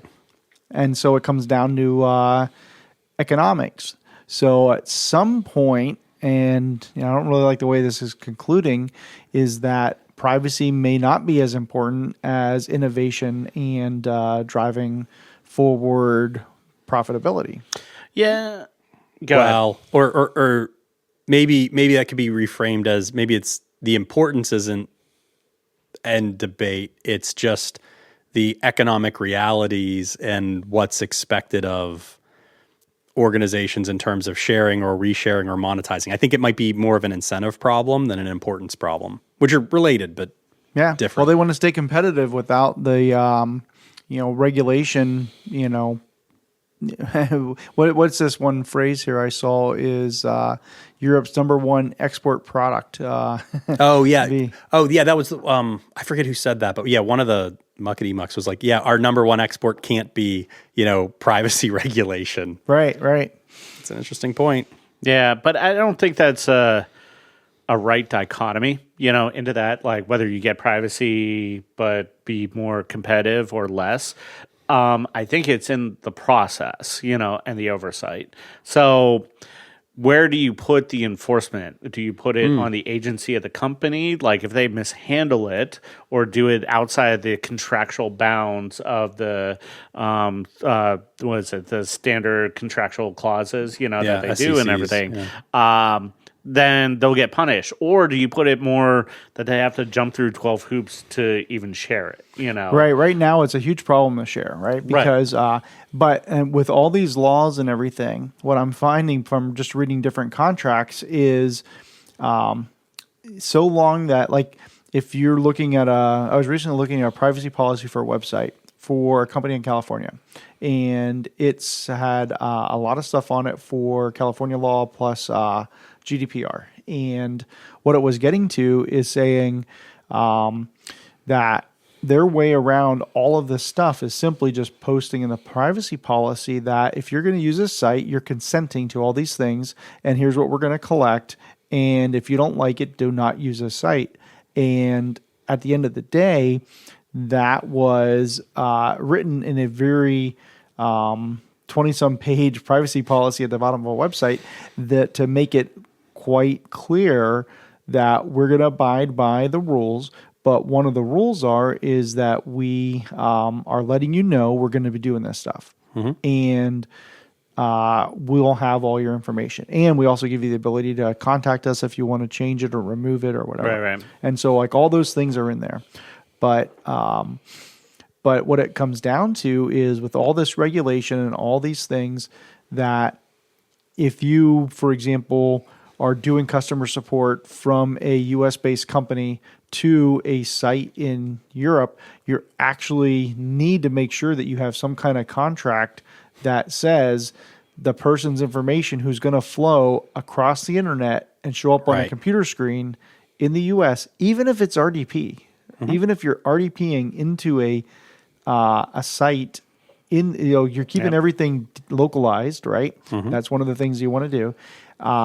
And then you're viewing it from a screen here, it's still that's processing. Transporter. Yeah. And all of that seems a little crazy if you're controlling and protecting it all. But the fact is that the EU governments do not want their EU citizens' information showing up on a computer screen in the US without proper sign off. True, but I think there's a couple things actually at play here because I, for hilarious aggressive marketing email reasons, which I'll share with you guys a little later, I was looking at all of China's data privacy laws today. And kicks and giggles, Well, next on the reading list. Well, you know these marketing emails that like get sent to a CEO of one of your clients, and it's like, hey, you are super broken and you're doing everything wrong, and you're like, and then you get a question like, are we super broken and doing everything wrong? And you go, well, let me look to make sure, but no, you're probably fine.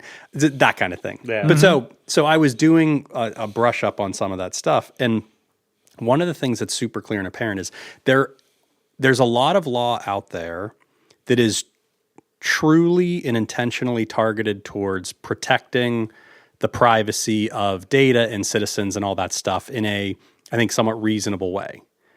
But ever since the Snowden disclosures, governments have a vested interest in saying, hey, legally, you government in this other country are not allowed to spy on my people. And if you do, I need a legal basis to be mad at you and take some recourse. And that applies. The recourse will never happen. Fair, but that doesn't mean it doesn't get codified into law, right? Right. Yeah, because how many frameworks did we have? We had the Privacy Shield. We had the we keep having the iterations of like sharing agreements, and they all get shot down at the end of the day by a court in the EU. Absolutely. And then in addition to that, you have certain geographic organizations like Russia that have this pseudo-sanctioned, threat actor groups kind of, sort of operate at the behest of the government, but also not really, and they're kind of independent, but kind of oligarch-led and all this stuff, right?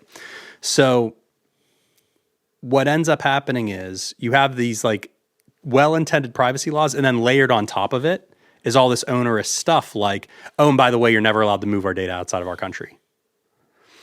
So much like you see in like US law, where like one thing turns into like 30 things, and all of a sudden it's all being done at once, and it makes it kind of this weird, unwieldy mess from a regulatory perspective. You see that in a lot of privacy law, some of which is in the EU, some of which is in other countries, but like stuff that's intentionally designed to protect people, and then layered on top is like, yeah, the onerous stuff that you're talking about. Yeah, even if it's transmitted across, across the pond, and then it gets pulled up on a screen, that counts as processing, no matter what else you're doing. It's like, because I agree with you. Is that really an issue? Yeah, but I mean, there's ways around that. 10 ways to Sunday, type of thing. Yeah, find me a law that there's not. Yeah, like first off, you assume that any type of spy agency is going to listen to whatever the laws are, type of thing. Into that, like from a privacy perspective, very unlikely.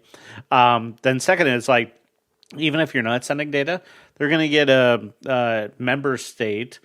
They're going to give them $10 billion to say, okay, well, it's not leaving, but you can send it, this data to us to, this way, type of thing. We get partnerships, that we can query, when we want, and all that stuff. I'm not suggesting it's reasonable. I'm just suggesting the evolution of it and what I've seen. That was a good evolution. Yeah. I agree with that. But I look at the kind of worthlessness of trying to actually put all these laws into place when they'll never be enforced the way that they want them to be, so privacy theater. Yeah, exactly. Yeah, there's probably some of that. So, so with this whole thing, Roundup. I'm looking to see what GDPR Did you just admit that, by the way? Privacy theater? Yeah. Okay, cool. I mean, kind of. But stamped. Yeah. Trademark. That's Rick's. All right. So every time I say that now, I got to get you a drink. So I'm just looking to see what happens with GDPR here. Will this really take? Is it going to get legs? But related, just a few, just like a month ago or maybe two, ISO 27701 came out, and the new version of it, the 2025, and it's the update since the 2020 or 2019. And what they did was a couple of cool things. Now it's a standalone privacy information management system. So it's a standalone PIMS. They're separating the dependence that they had on ISO 27001. In the past, if you wanted to get a 27701 certification, you couldn't get that independently. You'd have to do it as an add-on after you already had your ISMS in place, your 27001. So now you can simply just go and get a 27701 certification. Not now. It's going to take like a year. So I was talking to some auditors who are ISO auditors and go through the whole ANAB and because they have to get trained up on. So there's probably about 11, 12 months before they're going to be trained. And there's a couple years before somebody who is running the 2019 version is going to have to go through that. But if you haven't seen it yet, just know it's out. Know it aligns with... Nobody has gotten certified on that? I thought I saw Not the 2025 version. The 2019. Sure about that? Yeah, because I don't think the auditors can audit to it yet. They're not certified to... yet. That's what I was told by an auditor. Okay. And so if you see one of those stamps on a website... that'd be very interesting to see. And please correct me if there's also something I wasn't aware of. But there's expanded guidance in it for data processors and controllers. There's more clarity on managing personal data within AI and the digital ecosystems. There's stronger focus on embedding privacy into the broader organization. But I do like that it was more intentionally built. They used to say that the 27701 was like the standard built for GDPR, but nobody would quite go out that far on a limb to say it. But this is more intentionally built to cross map to GDPR, CCPA, things like that. And so, and if you if you have 27701 2019, you got to review it. You got to go through and start your mapping process. Refresh all your mappings. Look at the controls. perform, got to reperform some risk assessments, take a look at various things. And I think there's a few new controls in it and stuff. So you want to make sure that you're getting those in place. And at some point, you need to schedule with your external auditor your transition audit. So that's the high level. It kind of goes together with that GDPR stuff. But as soon as they get aligned to GDPR, the GDPR is like, well, maybe not. Yeah, maybe they'll reduce their controls. Right. And that's fine. GDPR can do that. Yeah. I still think that if you're going to go with a standard 27701, go with it, select the controls that matter to you, justify them through risk assessments of which controls you're selecting and not, and kind of put that in place. So probably not much more to say on that, but I think there'll be updates that are coming as as it gets closer to the time where companies will have to do the transition. So just looking at LinkedIn, because everybody shares on LinkedIn when they get certified for something, it looks like there are at least one company that has claimed 27701 certification. 27701 has been certifiable since it's out in 2019. But you're saying 2025 but version? On the 2025 version, it was just released. But I thought that was one of the new changes with 27701 that you can get certified to. Oh, no, you can get certified without having the partner certification, without having the 27,000 okay, one. Gotcha. Yeah. Yep. As of right now, if you wanted to get 27701, you'll have to have a pre-existing or get at the same time 27001. Yes. What you'll be able to do in a year from now is only get the 27701 independently, meaning you don't have to have your ISMS technically to get a PIMS. If you're an organization that privacy is more important, like for me, I have a hard time grasping you wouldn't want both, just because a lot of things I did always started on the security side, and I always felt you needed security in order to be able to properly control privacy. Access is a prereq. But there are a lot of cross mapping and controls in 27701 that are very much like security in. Aligned with the 27001 Annex A. So there's some crossover there. They've made it complete enough that you can get it in place. You can trust the privacy with the kind of security controls that they say you need. Yeah. So that's that's the tie-in of those. I think the next one on the list here was the California AB 566. Do you remember the details on that one? I do not, actually. Yeah, I think that's the one that California is putting in place requiring consumer. Now, this probably isn't going to affect a whole lot of people who are our listeners. It's really requiring consumer web browsers like Chrome, Safari, Firefox to implement simple, visible controls to let users send an opt-out preference signal to websites. And this is through their browser, right? That's through the browser, And the deadline for this to be in place by the browser manufacturers. So if you're out there, and imagine if we have listeners who build internet browsers. If you're building an internet browser by January 1st, 2027, you must be able to support this opt-out feature. So that's which I think has existed for a while now. At least in Firefox and Chrome, there are toggle switches that you can actually do that already. What's the browser ChatGPT just released? Atlas? Yeah, something like that. So I have no idea. I wonder. Yeah. Yeah. Interesting, though.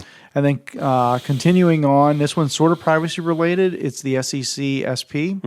So in May of 2024, the SEC was modernizing some of the safeguard rules and disposal rules for financial environments. So there's a couple of things you wanted to mention. Just if you're, and I think this only applies to publicly traded companies, right? I'd imagine. SEC. Yeah. They only govern publicly traded companies. But so I think the core behind this is if you're maybe it's just for financial institutions too. I'd have to look at the scope. Covered institutions is what they call it, which include broker-dealers, registered investment advisors, investment companies, funding portals, transfer agents. Yeah, so it's financial stuff. But I think it's basically saying that reinforcing their need to protect some privacy stuff for their clients, but also doubling down on, how they ensure that their sub-processors or their third parties also protect their clients' data, I think was the main, if I recall correctly, the thrust of it. Yeah, yeah. And so larger firms are going to need to comply with this by the reason is this is a timely one, December 3rd coming up here. And smaller firms will have until June 3rd of 2026 to meet the requirements. And, some of the things in it, if there's an issue, you need to notify affected individuals within 30 days when sensitive customer information is accessed or likely accessed without authorization. Customer sensitive information includes social numbers, driver's license numbers, biometric data, login creds that are tied to financial accounts. Yeah. And I'm looking here to see if there was something about the 72-hour. Was this another one that enforced a 72-hour data breach reporting? SEC already had that. Yeah. Yeah. So, yeah. Yeah. But so, Yeah. was that it? I think that was all the ones that I remember. That was all the ones. Roundup. That was all the there ones is? privacy related. But then there was the, Justin, you found this right, article. right. You want to talk about it? Yeah, sure. So there was an article out there. I'm actually. I think it was Forbes magazine did it. Yeah. So CMMC, they brought up that there's a real shortage of auditors out there for the demand that's coming up. And I haven't done a ton of CMMC. Joe, I think your company does. We do a some lot that. of audit readiness for CMMC. So and what's the current situation with CMMC? So November 10th it went into effect. So that means that companies that are, so mostly it's like primes and subs to primes who are getting contract or starting the bid on contracts. Those contracts were authorized come November 10th to actually list CMMC as a requirement. Okay. Now, the difference So here, new contracts have to follow it. new contracts, They have to define what data is in scope, right? new contracts. Well, let me say this: the government puts out the contract, or the bid for contract, and the bids say that if you want to, if you want to apply to respond, this bid, if you want to bid on this work, you will need to now be level 1, 2, 3, mostly probably level 2 of CMMC. And so before November 10th this year, the contracting parts of the government who were putting out these bids were not able to put CMMC in, although they were able to put the DFAR 7012 rules in before, which basically meant that since like the mid 2015-ish timeframe, you were supposed to be following NIST 800-171. So like that was something that was there for a very long time. What this new rule put in place wasn't that you have to comply with NIST 800-171. That's been something for a very long time. It's now that we have put in that you need to get an external audit. To bid, you have to have the external passing external audit. There has to be a grace period, though. No, the we got another co-host here. Is that the Anyways, I think one of our AIs went off in this. Right. So one of the because I'm thinking like if there's like 10 days left on a contract to bid. Well, I think the grace period's been like the last ticking. 10 years. Yeah. No, so for the last several years, they've been telling companies, go get in line, get scheduled, get your CMMC, and for about the last 18 months, they were doing these joint audits with DipCap and with C3PAOs from the very initial ones that were able to do it. So you said there's a shortage, and that's right, and I have some data I grabbed on that. But some of these, like for example, we just, and you look at our LinkedIn, we just actually had one of our customers repost that we helped them awesome. get audit ready, and they passed their audit. They have their CMMC at level 2.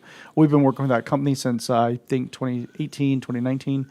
And as we're working with them, we were taking them through various things just to help them strengthen their overall security. So because they knew one day they were going to want to be ready for handling all this stuff, and they got in place to be able to do it. We took them through the audit. It was it flowed really well. So now with this certification, they have the piece of paper that says when a contract comes out from the DoD that they can they're allowed to bid. They can bid on it. And if you don't have it today, you're prime still or allowed sub? to. There's, I think they do both. Okay. And if you're a company that doesn't quite have it yet, and you want to bid, you can bid. But by the time that bid is awarded, you need to have your CMMC certification. That's your grace period. But they've been warning. But they've been warning this for years. Yeah, like 3 years. Yeah. There was. I was listening to a different podcast where they were talking about the history of it. I just finished that this morning, and it was quite interesting. So, but so what was the article? The article was I can talk about it a little bit. Yeah, I don't have it in front of me. Well, but there's not enough C3PAOs, right? There's not. The new challenge. So I guess there was an ISC2 Security Congress happened in October, and one of the things came out was nowhere near enough assessors to evaluate the 200,000 plus organizations that are going to be required to meet CMMC level 2. And this is expected to be, more disruptive to federal contracting than any single CMMC control. One of the things like 32 CSF Part 170 requires CMMC level 2 assessors or assessments to have multiple assessors. And to become an assessor, you must clear a Tier 3 federal background check, which usually takes 6 to 8 months on average to complete. And so that means that C3PAOs, third-party assessors, waitlist right now, the C3PAO's waitlist to get on there. So say that Rick, you wanted to go and you're like, hey, you know what? I'm going to take this. DoD. Yep. Sign me up. I'm going to call up the local C3PAO assessor. I want to get on the list. Can I get scheduled for next month? No, you get scheduled for a year from now and next month. They have a year-long wait list. And, that's just the big thing right now. So then that's if I want to be able to do the audits, right? So that's if you want to get an audit. If you want to get I want to get an audit, and you go to a current auditor, their backlog's a year. Got it. They have no shortage of work. Right. And the time it's going to take now, say you want to become an auditor. So what's going to happen?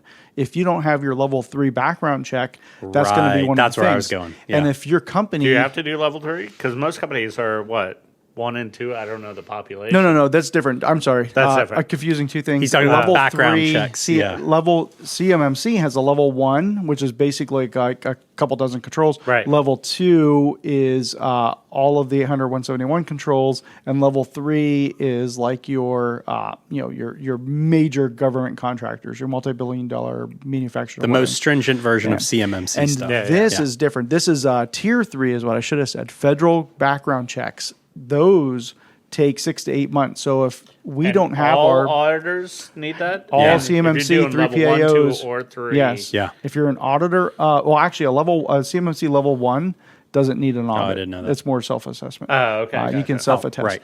Level 2, you need to be able to get the audit. And if you want to become an auditor, you need the background check. You need that. And it's crazy. So they need to optimize that. And but they want to make sure that they don't have people in there who are auditing companies who might come into contact with CUI and as part of the audit and not have a cleared federal background check. Yep. Because this is federal information that they're taking a look at. So they want to make sure that people looking at this data, have that. And the other piece of that is that I read two things. It was a little conflicting. I think you might only need 2, but somewhere I read you might need 3 auditors on a single audit. That's interesting. You can't have just one. Wow. So Rick can't become It couldn't just be me. It'd be like, C3PAO. hey, I'm going to do it, and you, Justin, also have to do it, and we have to find another. You need to have a do company that also is able. This is kind of in line. I think being the from the PCI world, right? You couldn't just Justin, you have all the experience to do PCI audits. You you single-handedly can't go out and become a PCI Assessor. I can auditor through a company.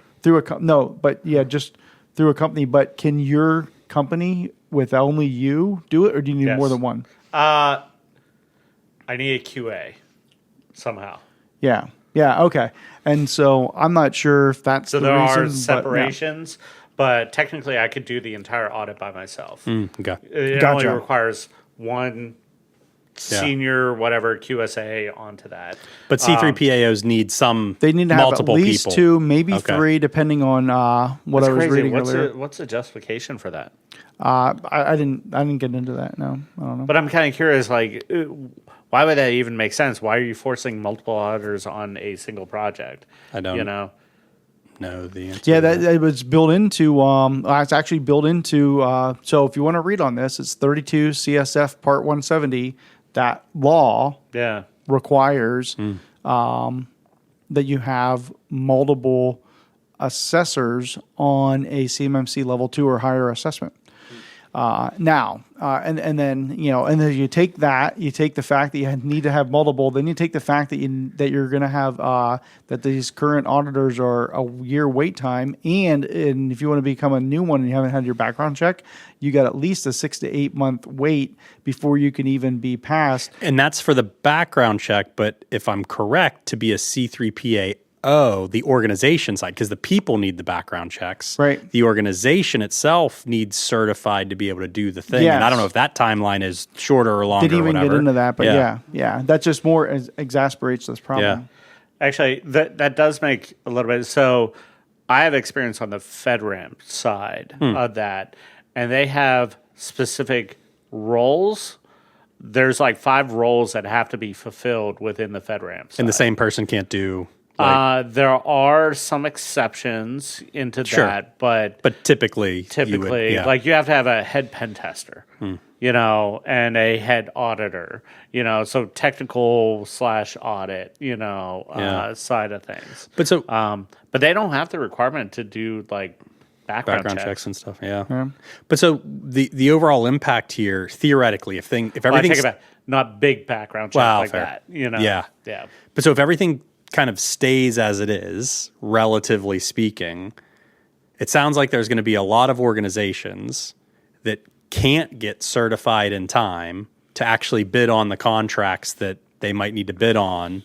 Right. Or they might want to bid on. They will bid on them and they will not be qualified to sign. Oh, that's right. They could even be selected, but then and so number 2 will get whoever was second in line will get it. Or could there be exceptions?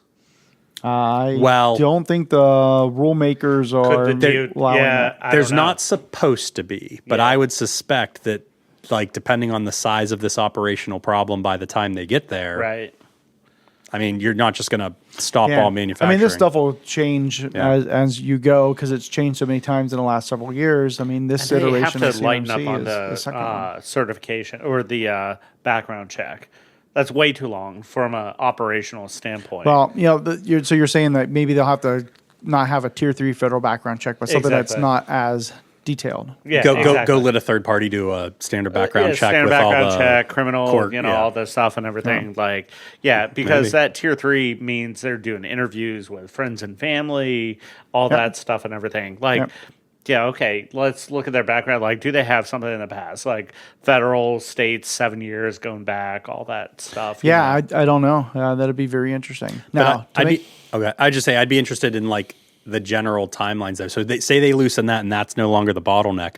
Are we already so far down the road? Well, you have 200 here's what I'm seeing is I have companies coming to me saying that someday I think I might want to bid on DoD stuff, so I want to be ready. So they're not even doing it yet. And so they're starting to come to us saying, I want to be prepared. And the first thing I want to do is get my NIST 800-171 gap assessment. And my company CISO will do those for you. And you're CMMC certified. Are you a RPO? No. Yeah, that's what we have RPs. Our company is not an RPO. We have it on our roadmap to potentially see if there's enough market for what we're going to do for it. But everything I'm talking about right now is showing that, it'd be a good idea. There might be some, so, but we've, and the fact that, we've had like some good successes lately. We're pretty motivated to look into that. That's great. But 200,000 companies needing to do this and not having more than like hundreds of auditors, like 600. I think I saw something around like in the 600 range of auditors out there to be able to do this stuff. And that's individuals or organizations? Individuals. And Wow. you need a couple on them at a time. These audits take a week. You slot a week. You're going to keep grinding through them. Companies, these 200,000 orgs, that they haven't, not all of them have come to the realization that they need to do something yet. Some of them, you ask some of these orgs, they're still surprised. I can't put these controls in place. Right. What is all this new control stuff? No, this isn't new control stuff. You signed a contract back in whenever that for the last 10 years, you were supposed to be doing 800, 171. Mm-hmm. This is the only thing new. The only thing new on November 10th was we require an audit to prove you were doing what you were supposed to be doing. Yeah. More than an attestation, I'd say this is like an official audit versus like SOC 2 That's being true. an Evidence. attestation. I guess I put that in like an attestation of an auditor, type Gotcha. thing. Yeah. Now to make the whole thing worse, and I found this part very interesting in the article, was that like all of this is for DoD bidding. But just as everybody, I expected this would happen. Once the one branch of the government's coming along or one agency in the government's coming along and saying we're going to do it, others are going to do it. So we're starting to see rumors of the General Service Administration, GSA, NASA, right. Department of Education, Sure. Department of Treasury, Department of Health and Human Services, like HHS, OCR for HIPAA stuff. They're all starting to use the same term of CUI, C-U-I, confidential or controlled unclassified information. And from this, and so now they're starting to do that. They want to figure out, well, who, what kinds of things are out there, and how can I get some sort of. So if I want to process not just that, imagine all healthcare companies. Yeah. If you want to process PHI, now you need to get CMMC certified. That'd be very interesting to see if they go that full direction. Yeah. They've been talking about going over and actually retrofitting HIPAA, and they were looking for more budget to actually do assessments or to get something along that line. Oh, yeah. It's kind of died over between administrations. Right. Yeah, I remember that. Type of thing. But it'd be interesting if they went down the CMMC auditor route and said, here's a different framework, but you're all certified auditors, just go, type of thing. I think it's interesting. My understanding as I followed the history of all this early days was they were setting up the whole marketplace ecosystem of auditors to try and avoid the fact that they didn't have enough internal government employees to do all these audits. Right. And they well undershot. And so they built this whole ecosystem to try and establish that. The CMMC AB. Still in a, I don't know if it's exactly the same, but maybe a similar boat where it's like, oh, I don't know that we're going to hit these deadlines. Oh, yeah, exactly. They're going to run into the same stuff. So the difference with HHS OCR, that was more just the government's deciding they want to do these audits and not having enough auditors. Whereas in this case, it's the DoD's making it pretty mandatory. But that was the conscious decision, is because they wanted to make it mandatory. Is they felt that they had to go external. Oh, right. And then, right. Oh, I see your point. Yeah, exactly. So that's why they created the CMMC AB advisory board. Yeah, advisory board. And they're the ones that have to bless the C3PAOs certification process for them. Exactly. So another interesting piece from the article that came out of that ISC what was it called? Their Security Congress was there was probably like 4 or 5 different facts I thought were pretty cool, but the one that really stuck with me was, what do you need to do? You need to get and embed CMMC into your enterprise risk management. So the first control in risk assessment is how your organization is assessing the risks before you even get to the point of handling QE. So that's one of the things that the speaker had brought up down there. And if you're really and just kind of wrap this up, the big takeaway is that if you're expecting to want to do work for DoD or sub to a prime, right? get in line now for your assessment. Should have started this a year ago, 2 years Yeah, ago. you should have. That's what we've been saying. But a lot of people didn't because the program itself was so chaotic and changed so much over Yeah, time. they just didn't trust that it would happen. And the thing is though, listening to a couple different podcasts that weren't related to this, is the one thing that stayed consistent no matter who was the administration, who were in charge of the various departments, everything from the people who were really impacted by all these government breaches. I mean, that's what really motivated this. And now we're at the point where it's finally happened. While you can see the shiftiness of the thing and the uncertainty, what's never changed that they were going to do it. Yeah. And there was never a question there. Absolutely right. So get in line, call up, I would do two things. One of them self-serving here. But the first one is get in line now for your assessment. Yep. Get with that C3PAO, get registered. I really hope that if you're going to do that, you already have your 800-171 controls in line. But if you don't, call up my team at CISO. We'll help you conduct an initial gap assessment and get you to a point where you can create your plan to close those 800-171 gaps. Yeah. Well, I mean, you have the RPs on staff, but I would argue with your order of operations. I would say call CISO first, only because implementing these controls is going to be the long pole. And if something shifts, maybe it's going to be you don't know, maybe it'll be a certification date or not, or they'll grace in for a year, but you're still going to have to do the thing. Well, one of the requirements is you got to be able to put in your SPRS system. That's part, the SPRS system is a system out there that the government put in place. You have to put your score in, that your score is your self-assessment of your 171 controls. Yeah. And one of the things that happened when, I don't know if I have a note on this, but one of the things that happened when companies were going through and doing that is they were finding out that while they were scoring themselves perfect, when someplace in Texas the DIP cap, they're like one of the first ones to do that. They're like, yeah, we're good, 100%. And when the DIP cap came in and said, and they did one of these audits on behalf of the government, and they came in and looked at it, they actually dropped by 100 points. Oh yeah. So they scored a 10 instead of 110. And I mean that's just re-emphasizing the entire problem that CMMC was intending to do. Intending to fix. Yeah, exactly. Yeah. And then other things that were coming out, I heard this morning on a different podcast, was they're putting their POAMs, and they're putting POAM dates in of year like so we're 2025. They're putting in the year 2100.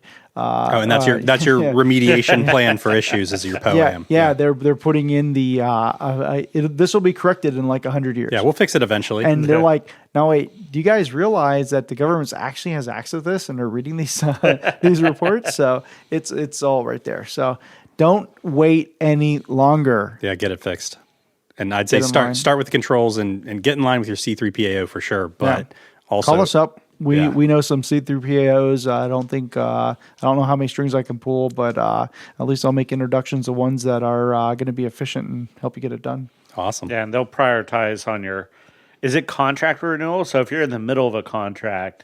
Yeah, if you're in the middle of a contract and you're good and that contract's good for the next couple of years, you don't have to worry about it. But if you're going to bid on something that's coming out now, and you know how long these bid processes take. Or a renewal of a contract. Or a renewal of a contract, they're going to put it in. The contracting officer for the government will put that in and say this is the requirement. And they get to specify, do you need level 1, you need level 2, level 3.